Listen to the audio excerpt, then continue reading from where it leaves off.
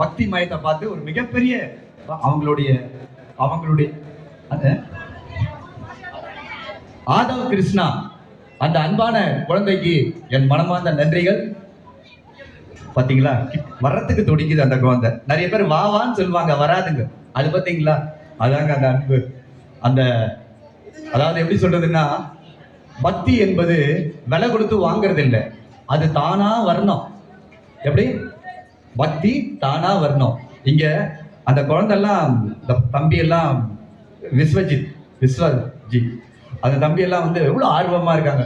நீ பக்தி பாட்டுக்கே இப்படி அடிமையா இருக்கியே, நான் சினிமா பாட்டு பாடினா தாங்குவியா? வேர்ல்ட்லயே எந்த சினிமா பாட்டையும் அப்படியே துல்லியமா பாடுற ஒரு வல்லமையை கடவுள் கொடுத்திருக்கிறார்.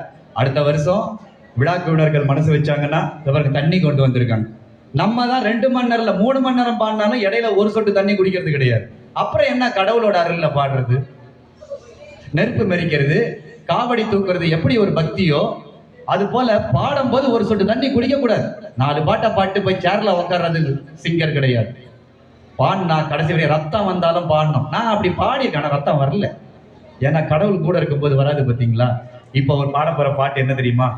விழாக்குழுவினர்கள்லாம் சந்தோஷப்படுவாங்க. வேலிமலை முருகனுக்கு காவடி இருக்குல்ல, கன்னியாகுமரியே அப்படியே அணி திரளும் இல்லையா, எல்லாரோட டிராபிக் ஆகும்.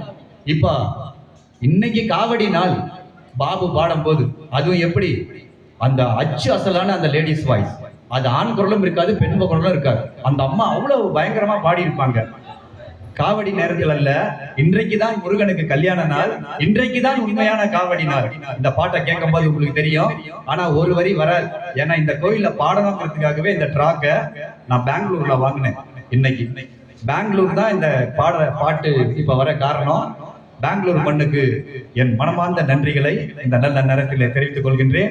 இப்போ கேளுங்க கேளுங்க, கேட்டுக்கிட்டே இருங்க. உங்க ஊர்ல என் குரல் ஒலிக்கணும்னா விசிட்டிங் கார்டு வாங்கிக்கோங்க. கண்டிப்பா உங்க ஊர்ல கடவுள் இருந்தால் என் குரல் ஒலிக்கும், அது எந்த மாற்றமும் இல்லை. இதோ அழகான பாடல் உங்களுக்காக.